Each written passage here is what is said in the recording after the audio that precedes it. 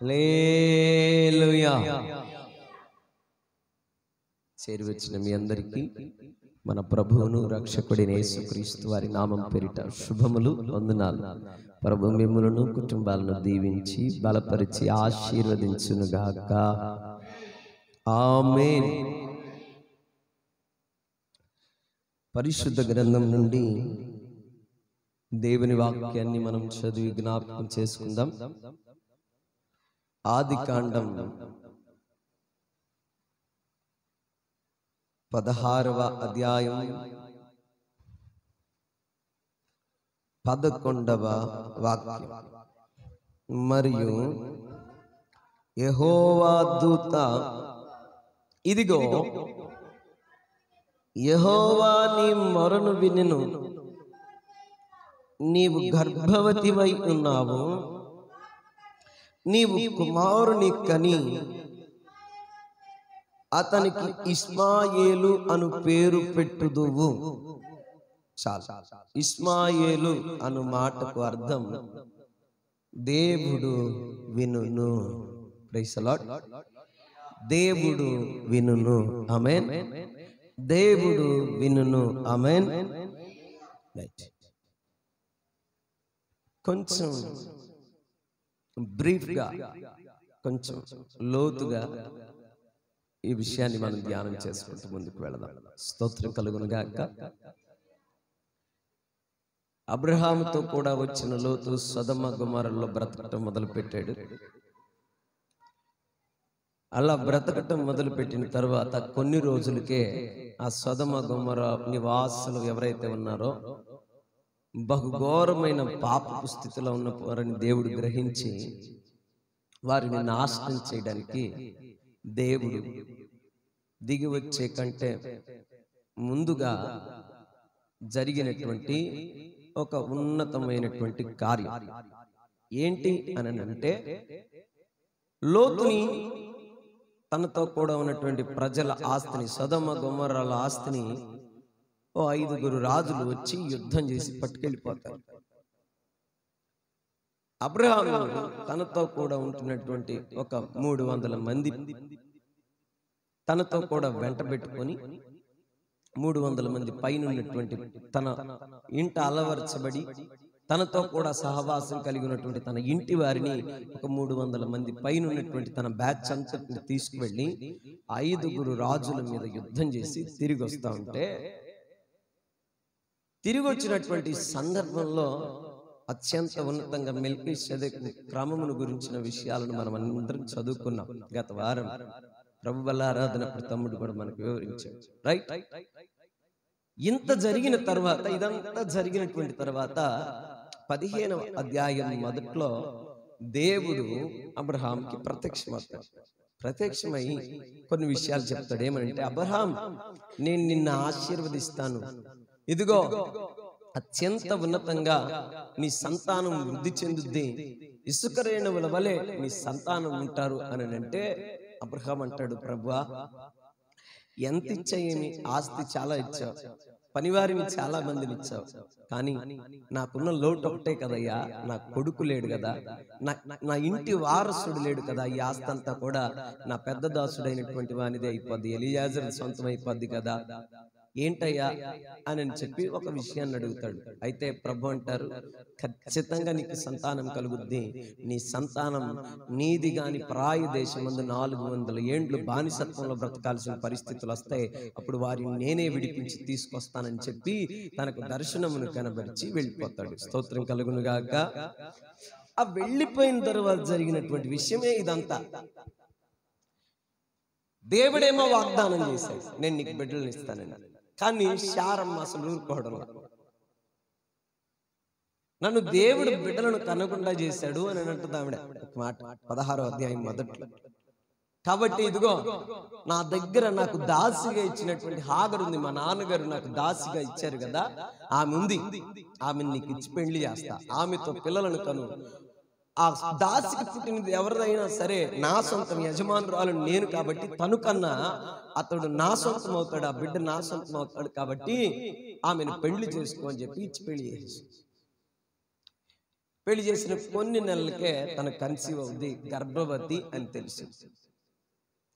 గర్భవతి అని తెలిసినప్పుడు ప్రియులరా, ఆమె చేసే పని ఏంటి అని అంటే, ఎవరైతే శారా ఉందో శారాని నీచంగా చూడటం ప్రారంభించింది.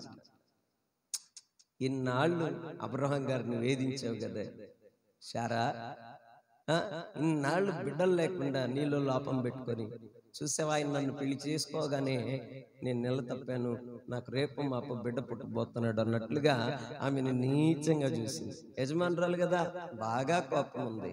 కోపం ఉండి వెంటనే అబ్రహాం గారితో అంటది, ఈ మాట నాకైతే చాలా కామెడీ అనిపిస్తుంది, కానీ మనం ఒకసారి ఆ మాటను చదువుదాం. ఒకసారి 4వ వచనం 16వ అధ్యాయం.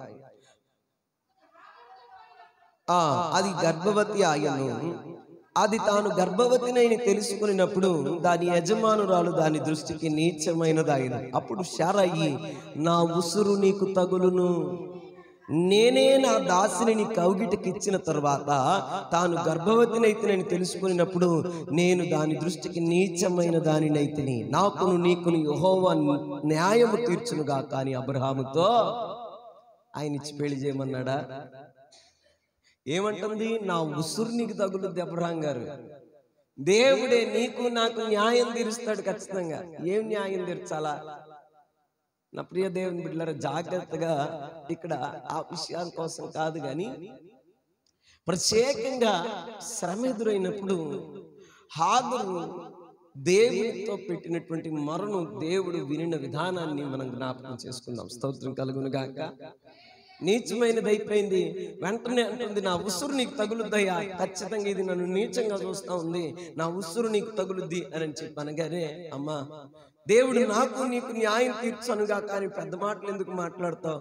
నీ దాసి నీ ముందుంది, నువ్వేం చేయాలంటే అది చెయ్యి అంటే వెంటనే తనని హింస పెట్టడం ప్రారంభించింది. ఆ హింస తట్టుకోలేక హాగరు పాపం ఎడారిలో పడి పారిపోతా ఉంటుంది. ఆ పారిపోతున్నప్పుడు నా ప్రియ దేవుని బిడ్డలారా, అక్కడ మనం కొన్ని మాటలు చదవచ్చు. 8వ వాక్యం 16వ అధ్యాయం. హాగరు, ఎక్కడి నుంచి వచ్చితివి, ఎక్కడికి వెళుచున్నామని అడిగినందుకు అది నా యజమానురాలి శారా యొద్ద నుండి పారిపోవచ్చున్నానను. అప్పుడు యెహోవా దూత తన యజమానురాలి యొద్దకు తిరిగి వెళ్ళి ఆమె చేతి క్రింద అణిగిమణిగి ఉండుమని దానితో చెప్పిన. మరియు యెహోవా దూత, నీ సంతానమును నిశ్చయముగా విస్తరింపజేసేదను, అది లెక్కింప వీలులేనంత విస్తారమగునని దానితో చెప్పిన. మరియు యెహోవా దూత, ఇదిగో యెహోవా నీ మొర వినును, నీవు గర్భవతి ఉన్నావు, నీవు కుమారుని కని అతనికి ఇస్మాయేలు అని పేరు పెట్టుదువు. హల్లెలూయా.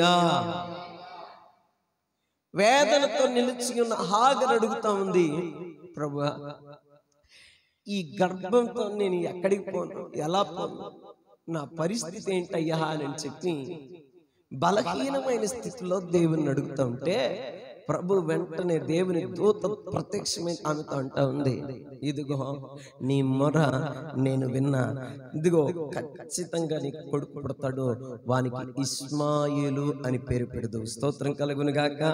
వాడు కూడా గొప్ప వంశం అవుతాడు, అతనిని అతని కుటుంబపు వారిని నేను దీవిస్తా. హల్లెలూయా. ఇస్మాయేలు కోసం మొదటి చేయబడినటువంటి మొర ఎవరిది అని అంటే హాగర్ది, నాట్ అబ్రహాం, నాట్ శారా. ఎవరు ఈ ఇస్మాయేలు కోసం మొట్టమొదటిగా ప్రార్థన చేశారు లేదా దేవునిని అడిగారు అని అంటే అది ఎవరు? హాగరు. స్తోత్రం కలుగును గాక. ప్రత్యేకంగా ఇస్మాయేలు గురించి మాట్లాడటానికే నేను ఈ మాటను తీసుకొచ్చాను పిల్లలు. దేవుడు తనకు ఒక పేరు, ప్రత్యేకమైన పేరుని పెట్టాడు. దేవుడు వినును, వినే దేవుడు ఆయన. స్తోత్రం. నువ్వు వెళ్ళి ఆమె చేతి క్రింద అమ్మా అణిగి మణిగి బ్రతుకమ్మా అని చెప్పేశాడు. స్తోత్రం కలుగును గాక. వెళ్ళిపోయింది. ఇక ఏ మాట చెప్తే అదే మాట వింటూ జాగ్రత్తగా బ్రతకటం ప్రారంభించింది. స్తోత్రం కలుగును గాక. కొన్నాళ్ళకి మరలా దేవుడు అబ్రహామును దర్శించాడు. అబ్రహామును దర్శించి మరలా ప్రభు అంటున్నాడు, ఇదిగో నిశ్చయంగా నువ్వు కుమారుణ్ణి కంటావు, అది శారము ద్వారా మాత్రమే జరుగుద్ది. ఆ జరిగినప్పుడు ఖచ్చితంగా జ్ఞాపకం పెట్టుకో, నిశ్చయంగా కుమారునికని అతని ద్వారా ఎవరైతే సంతానం వస్తారో అదే నీ సంతానం అనబడుద్ది అని అంటే అబ్రహాం గారు కూడా ఒక మనవి చేస్తారు అక్కడ ప్రియులరా. ఆ మాటని మనం జ్ఞాపకం చేసుకుందాం.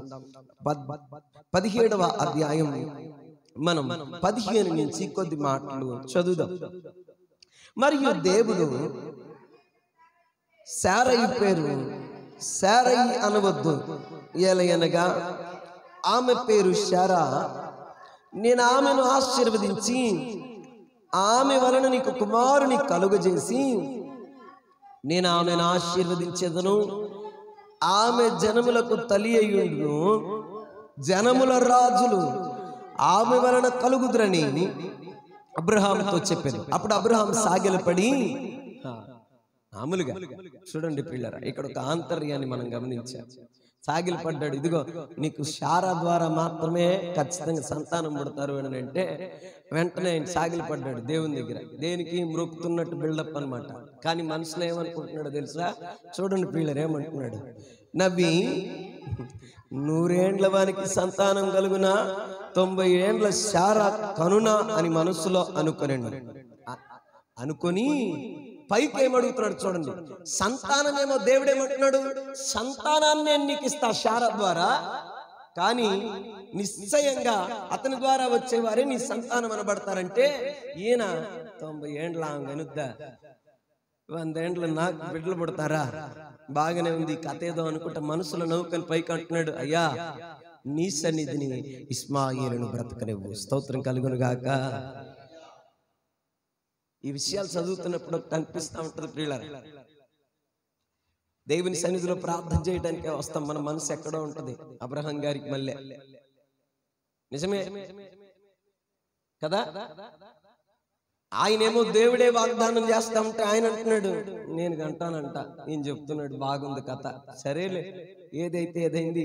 అయినా అయ్యా ముందు పుట్టినోడు ఇస్మాయిల్ ఉన్నాడుగా, వాడిని నీ సన్నిధిలో బ్రతకనయ్యా, వాడిని జాగ్రత్తగా చూడయ్యా అని అంటే ప్రభు మాట్లాడే మాటలు మరలా చిత్రం అనిపిస్తాయి ప్రియులారా. ఆ కింది వచనాలని మనం చదువుదాం కంటిన్యూషన్ గా. అబ్రహాము ఇస్మాయేలు నీ సన్నిధిని బతుకను అనుగ్రహించమని దేవునితో చెప్పగా, దేవుడు నీ భార్య అయిన శారా నిశ్చయముగా నీకు కుమారుని కనును, నీవు అతనికి ఇస్సాకు అని పేరు పెట్టుదు. అతని తరువాత అతని సంతానం కొరకు నిత్య నిబంధనగా నా నిబంధనను అతనితో స్థిరపరచెదను. హల్లెలూయా. దేవుడే వాగ్దానం చేస్తున్నాడు. అబ్రహాం గారు దానిని నమ్మక ఏమంటున్నాడంటే, నేను ఆవిడ కంటామా, బాగానే ఉంది కథ ఏదో అయ్యా అని చెప్పి పైకి ఏం మాట్లాడుతున్నాడు. దేవుని ఏం మనవి చేస్తున్నాడంటే, ఇస్మాయిలు నీ సన్నిధి బ్రతకనివయ్యి అంటే ప్రభు అంటున్నాడు వెంటనే, లేదు నిశ్చయంగా శారా కలుగుద్ది, అతనికి కొడుకు ఆమెకు కొడుకు పుడతాడు, అతనికి ఇస్సాకు అని పేరు పెడతారు, అతని ద్వారా వచ్చే సంతానంతో నా నిబంధన నేను స్థిరపరుస్తా. స్తోత్రం కలుగును గాక. మళ్ళీ ఏమంటాడు తెలుసా ప్రభు ప్రియులరా, ఇదిగో ఇస్మాయిలును బ్రతకను అనుగ్రహించమని నువ్వు చేసిన మనవిని నేను వింటిని. స్తోత్రం. నేను విన్నా ఇస్మాయిలు గురించి నువ్వు చేసిన ప్రార్థన నాకు వినబడింది అమరా. కాబట్టి ఖచ్చితంగా అతడి నుండి కూడా అద్భుతంగా రాజులు వస్తారు, అద్భుతంగా అతనిని ఆశీర్వదిస్తాను, నువ్వేం బెంగపడబాకు అంటాడు. స్తోత్రం కలుగును గాక. దేవునికి మహిమ. హల్లెలూయా. అలాగూ దేవుడు విషయంలో ప్రియులరా, హాగరు తన బిడ్డ అయిన ఇస్మాయిలు కోసం అడిగింది. తండ్రి అయిన అబ్రహాం కూడా తన కుమారుడైనటువంటి ఇస్మాయిలు కొరకు ప్రభువా వాడిని నీ సన్నిధిలో బ్రతకను అనుగ్రహించయ్యా అని అడుగుతాడు. ఆ తర్వాత కొద్ది రోజులకి లిటిల్ బిట్ ఒక 1 year తర్వాత ఇస్సాకు పుడతాడు. ఇస్సాకు పుట్టినటువంటి తర్వాత వాడు పాలు విడిచే దినం వస్తుంది, మేబీ 6 to 8 years. అప్పటికే దాదాపు ఇస్మాయిల్కి ఒక 18-20 సంవత్సరాలు, దాదాపుగా 19, 18, 20 ఈ మూడిట్లో ఏదైనా అయ్యి ఉండొచ్చు తప్ప. ఆ వయసుకు వచ్చేస్తాడు. ఇస్సాకేమో అద్భుతంగా 13 ఏండ్ల వాడప్పుడు. ఎప్పుడు? ఇస్సాకు పుట్టక మునుపు. That is the age. పాలు విడిచిన దినమున. ఎవరు పాలు విడిచిన దినమున? ఇస్సాకు పాలు విడిచిన దినమున. 13 ఏండ్లు, 1 సంవత్సరం తర్వాత బాబు పుడతాడు. అతడు పాలు విడిచే టైం దాదాపు 4 to 6 లేదా 8 years అయి ఉండొచ్చు.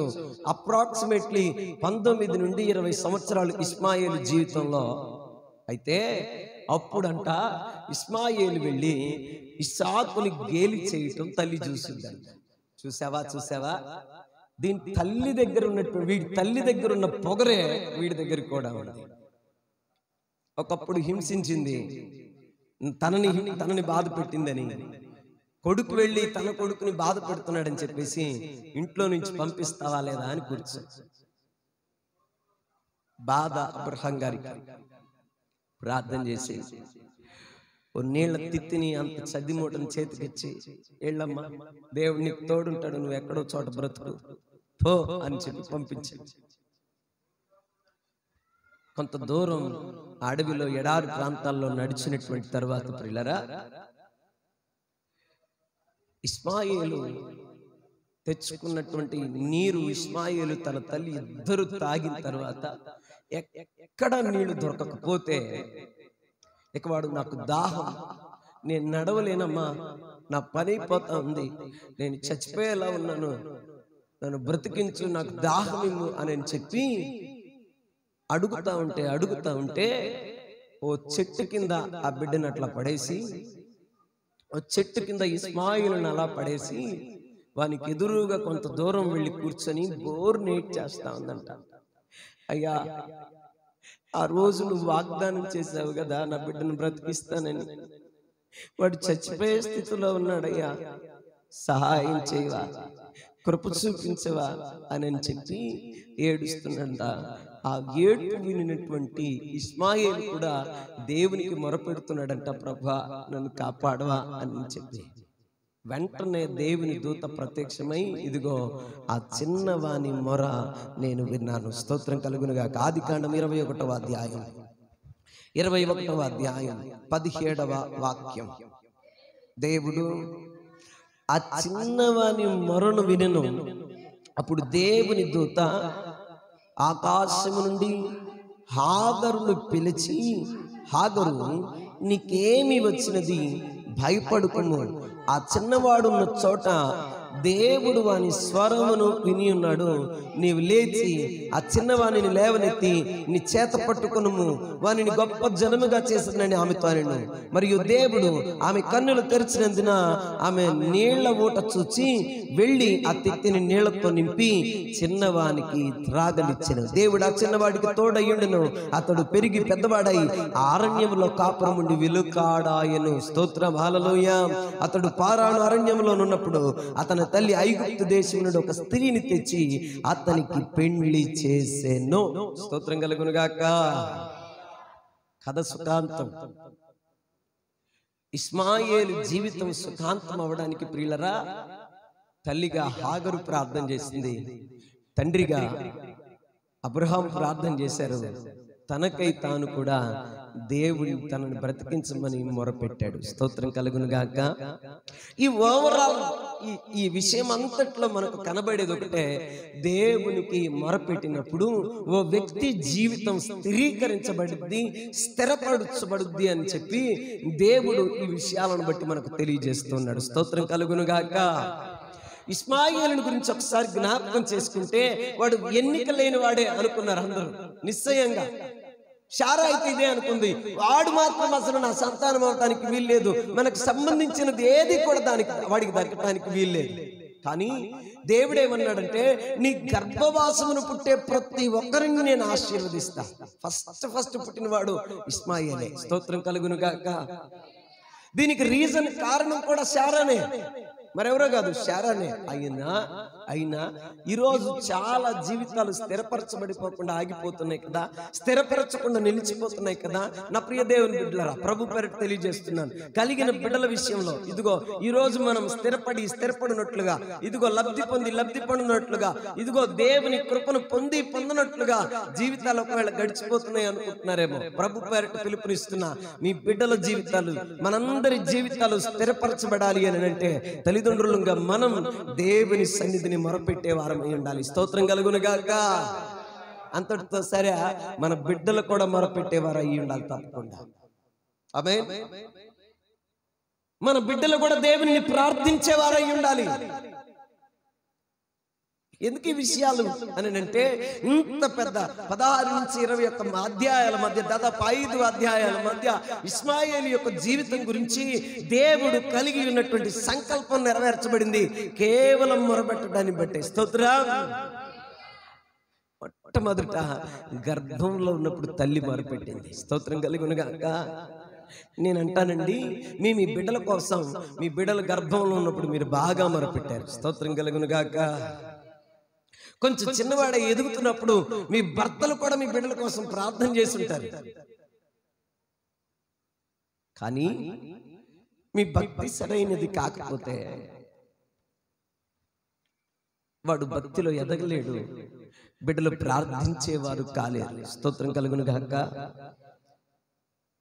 ఓ వ్యక్తి జీవితం స్థిరపరచబడాలంటే దేవుని సన్నిధిలో మొరపెట్టే అనుభవం తల్లిదండ్రులుగా ఆ బిడ్డను కరిన మనకుండాలి. ఆ తదుపరి మనలను చూస్తూ వాడు కూడా ఆ విధి విధానాలను నేర్చుకోగలగాలి. స్తోత్రం కలుగును గాక. అందుకే ఒక ప్రత్యేకమైన పేరు దేవుడు వినును. ఇష్మాయేలు అనగా దేవుడు, ఆయన వినే దేవుడు. మనం మొరపెడుతున్నప్పుడు ఎందు నిమిత్తం, ఏ విషయాల నిమిత్తం దేవునికి మొరపెడుతున్నామో, ఇష్మాయేలు దేవుడు వినును, వినే దేవుడు ఆయన. ఈరోజు చాలా మంది ప్రార్థన చేయలేకపోవడానికి బలమైన కారణం చెప్పమంటారా? విశ్వాసం లేదు. దేవుడు వింటాడన్న విశ్వాసం లేదు. అందుకే ఇష్మాయేలు గురించి ప్రత్యేకంగా ఈ రాత్రి ప్రసంగించడానికి దేవుడు మధ్యలో ఆ వ్యక్తిని గురించి పెట్టాడు. ప్రియులారా, ఎప్పుడైతే మనం నమ్మగలుగుతామో, ఎప్పుడైతే విశ్వసించగలుగుతామో, దెన్ వి ప్రే, మొరపెడతాం దేవుని సన్నిధిలో. అప్పుడు మొరపెడతాం. దేవుడు వింటే ఖచ్చితంగా అద్భుతం జరుగుతుంది. స్తోత్రం కలుగును గాక. ఆయన వినకుండా పోయే దేవుడా? కానే కాదు. ఆయన వినకుండా వెళ్ళిపోయే, నీ మొరను వినకుండా వెళ్ళిపోయే దేవుడు అస్సలు కానే. ఖచ్చితంగా వింటాడు. నీ మొరను బట్టి నువ్వు దేని గురించి అడుగుతున్నావో, ఏ వేదనకరమైన స్థితి గురించి నువ్వు అడుగుతున్నావో దేవుని, ఆ పరిస్థితుల్లో దేవుడు విడుదల కలిగించే సమర్థుడు. స్తోత్రం కలుగును గాక. 13 మంది రాజులు ఇష్మాయేలు నుంచి వచ్చిన వారు. Praise the Lord. ఒకళ్ళిద్దరు కాదు ప్రియులారా, 13 మంది రాజులు ఇష్మాయేలు గర్భవాసమును పుట్టడానికి దేవుడు కృప చూపించాడు. దీనంతటికి కారణం మొరపెట్టడం అని అంటారు. అది ఎలా ఉంటది అని అంటే ప్రియులారా, మిరపగింజని మీరు ఎప్పుడైనా చూసారా? మిరపగింజని మనం భూమిలో నాటడం మొరైతే అది ఎదగటానికి టైం పట్టొచ్చు, పూత పోయడానికి టైం పట్టొచ్చు, కాయలు కాయడానికి టైం పట్టుద్ది, దాని ఫలము రావటానికి కూడా టైం పట్టుద్ది. నేనంటాను, నువ్వు చేసిన మొర వ్యర్థముగా పోదు, ఫలింపులోనికి దేవుడు తప్పకుండా తీసుకొస్తాడు. స్తోత్రం. ఇష్మాయేలు తల్లి ప్రార్థన చేసింది హాగరు, ఇష్మాయేలు తండ్రి ప్రార్థన చేశాడు అబ్రహాం, ఇష్మాయేలు కూడా తనకై తను దేవునికి మొరపెట్టాడు. దేవుని మహా ఉన్నతమైన కృప, 13 మంది రాజులు ఇష్మాయేలు గర్భవాసమును పుట్టడానికి దేవుడు కృప చూపించాడు. స్తోత్రం కలుగును గాక. ఇన్ ఫ్యూచర్ ఇజ్రాయేల్ ప్రజలకు అనగా ఇస్సాకు నుండి వచ్చిన సంతానములకు విరోధంగా మారి ఆయా ప్రాంతాల్లో యుద్ధాలు చేయాల్సి వచ్చిందేలే కానీ ఇస్మాయేలును మాత్రం దేవుడు విడిచిపెట్టలేదు. స్తోత్రం కలుగును గాక. ఇంకా అంటాడు ఇస్మాయేలు గురించి ముందుకు చదివితే ప్రియులరా ఒక ప్రత్యేకమైన మాట అంటాడు. అతడు తన సహోదరుల ఎదుట తన ఇంటి వారందరి ఎదుట నివసించువాడాయెను. ఆమేన్. అసలు బ్రతికే లేకుండా పోద్దేమో అనుకుంటాం అసలు ఇస్మాయిల్ జీవితాన్ని చూస్తే మనం. కానీ మొర అనేది చాలా ఉన్నతమైనది. స్తోత్రం కలుగును గాక. దేవుడు మనల్ని జ్ఞాపకం చేసుకోగలిగేది. అందుకే అబ్రహాం ప్రార్థన చేసినప్పుడు ప్రభు అంటాడు, ఇదిగో నీ మనవి నేను జ్ఞాపకం చేసుకున్నా, విన్నాను నేను, నాకు వినబడింది, నువ్వు చేసిన మనవి నాకు వినబడింది. ఇస్మాయిలుని నిశ్చయముగా ఆశీర్వదిస్తా. అతడు కూడా అతడి గర్భవాసంలో కొందరు రాజులు అద్భుతంగా జనించి మంచి స్థితిలో తానుంటాడు. స్తోత్రం కలుగును గాక. నా ప్రియ దేవుని బిడ్డలారా, ఈరోజు మొరపెట్టాలనే విశ్వాసం లేకపోతే నీ దగ్గర నువ్వేం విజ్ఞాపన చేయగలుగుతావు, నువ్వేం మొరపెట్టగలుగుతావు? అందుకే నేను అంటున్నాను, బాగా జ్ఞాపకం ఉంచుకోండి. ఇస్మాయిల్ జీవితం చిన్ననాటి నుండి కొద్దిపాటి కష్టాలు, కొద్దిపాటి ఒడిదుడుకులు, కొద్దిపాటి భయంకరమైన పరిస్థితులు ఏర్పడినా దేవుడు తనని అత్యంత ఉన్నతంగా హెచ్చించడానికి కృప చూపించాడు. స్తోత్రం కలుగును గాక. ఒక ప్రత్యేకంగా చెప్పాలి అని అంటే ఇస్మాయిలు అనబడినటువంటి ఒక జాతిని దేవుడు సృజించాడు. స్తోత్రం. కేవలం దీనంతటికి కారణం మొరపెట్టడం. హాగరు మొర వినెను, అబ్రాహాము చేసిన మనవిని వినెను, ఇస్మాయిలు చేసిన మొరను దేవుడు. అందుకే ఇస్మాయిలు పేరుకు అర్థం దేవుడు వినును. విశ్వాసంతో మొరపెడుతున్నావా? దేవుడు వినుగాక, సమాధానం ఇచ్చునుగాక. రైట్ నౌ, ఇప్పుడు అది మొలవకపోవచ్చు, నమ్ము, అది మొలచే ఉంది. ప్రతి ఫలమును దేవుడు నీకు దయచేయునుగాక. మొరపెట్టడం విశ్వాసం మీద ఆధారపడిందండి. మొరపెట్టడం దేవుని నమ్మటం మీద ఆధారపడింది. నా ప్రియ దేవుని బిడ్డలారా, ఈరోజు మనం చేస్తున్న ఎన్నో మనవులు ఈ విజ్ఞాపన ప్రార్థన కూడికలో దేవుడు ఎంత ఉన్నతంగా నెరవేరుస్తున్నాడో అనంటే నేనేమంటానంటే, మీరు విశ్వాసం లేకుండా ప్రార్థన చేయట్లా, మీరు విశ్వాసంతో దేవుణ్ణి అడుగుతున్నారు. హల్లెలూయా. అయితే ఇంకా బలపడటానికి ఇస్మాయిల్ యొక్క జీవితాన్ని చూస్తూ, దేవుడు ఆయన ఆశీర్వదించిన విధానాన్ని చూస్తూ మనం ఇంకా బలపడటానికి నేను ఈ మాట చెప్తున్నాను. దేవుని సన్నిధిలో ప్రతి సమయం ముందు మొరపెట్టే వారముగా మనం ముందుగాక.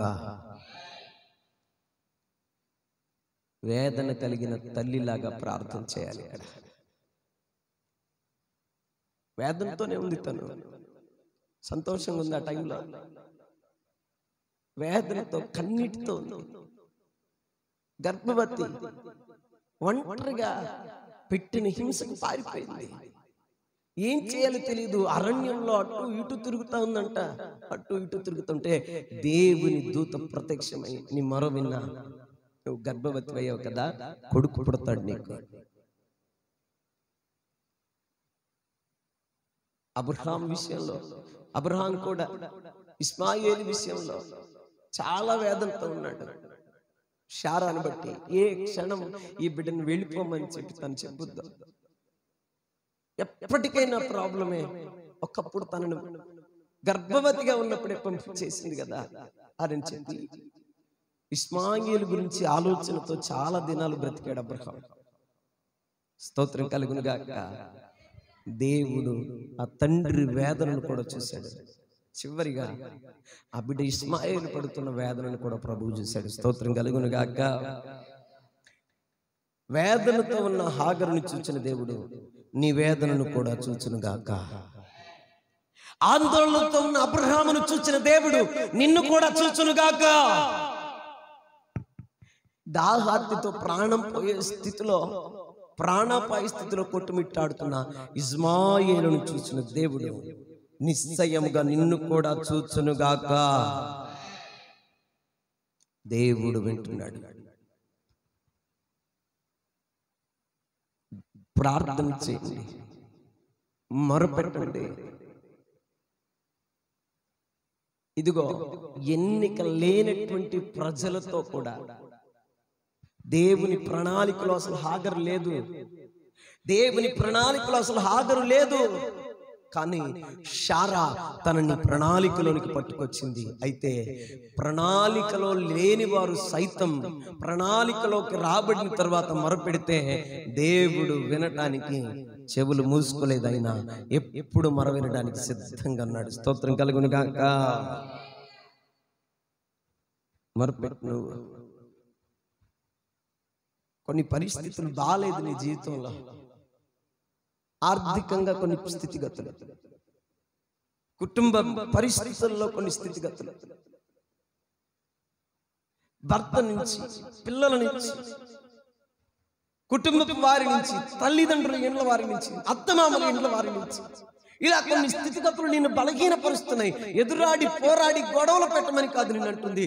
నిశ్చయంగా దేవుని వాక్యమును బట్టి మనం జ్ఞాపకం చేసుకోవాలి. We would like to pray. మనము ఖచ్చితంగా ప్రార్థన చేయటాన్ని, మొరపెట్టాన్ని స్వాగతించాలి. స్తోత్రం కలుగునుగాక. మనసారా దేవునికి మొరపెట్టడానికి ఒక్క అడుగు ముందుకేయాలి మనం. ఎందుకనంటే నీ మొర పరిస్థితులను మార్చుద్ది. స్తోత్రం కలుగునుగాక. నీ మొర పరిస్థితులను మార్చుద్ది. అందుకే అంటున్నాడు దేవుని వాక్యంలో, ప్రియులారా, ఇస్మాయేలుకు దేవుడు తోడై ఉండెను గనుక అతడు ఆ అరణ్యమందు విలుకాడాయను. నువ్వు చేసే మొర, హాగరు మొరపెట్టింది ఇస్మాయిల్ కోసం, అబ్రహాం మొరపెట్టింది ఇస్మాయిల్ కోసం, ఇస్మాయిల్ మొరపెట్టింది తన కోసం. అయితే ఎవరి కోసమైతే, ఏ పని నిమిత్తమైతే మనం మొరపెడతామో దేవుని వాక్యం అంటుంది, ఆ పనికి కానీ ఆ వ్యక్తికి కానీ దేవుడు తోడయుండి ఆ పనిని సఫలపరుస్తాడు, ఆ వ్యక్తిని సఫలపరుస్తాడు. స్తోత్రం కలుగునుగాక. మొరపెట్టు. పరిస్థితులు మార్చబడటానికి ఆగకుండా మొరపెట్టు. ఏ రోజు ఆగిపోవద్దు, ఏ స్థితికి వెనకబడిపోవద్దు, ఏ పరిస్థితుల్లో కూడా వెనకాడొద్దు. మొరపెట్టడం మీరు అస్సలు మర్చిపోవద్దు. దయచేసి చెప్తున్న ప్రభు పేరిట, మీ మొర దేని విషయమైతే ఆ మొరను పెడుతున్నారో ఆ విషయంలో దేవుడు గొప్పగా మిమ్మల్ని ఆశీర్వదించును గాక, దానిని సఫలపరచును గాక, మీ ఎడల తన కృపను కనికరమును చూపించును గాక, గొప్ప కార్యాలు చేస్తారు. కాబట్టి మొరపెట్టే విషయంలో మీరు వెన్నుదిరగక బలము నుండి మొరపెట్టాలని ప్రభు పేరిట తెలియజేస్తున్నాను. ప్రభు మనకి ఈ మాటలు పదిలపరచునుగాక. మంచిది. చిన్న ప్రార్థన, దేవుని వాక్యం ఆ తదుపరి విజ్ఞాపనలోనికి మనం కొనసాగుతాం. ప్రేమ పూర్ణుడా, దయగలిగిన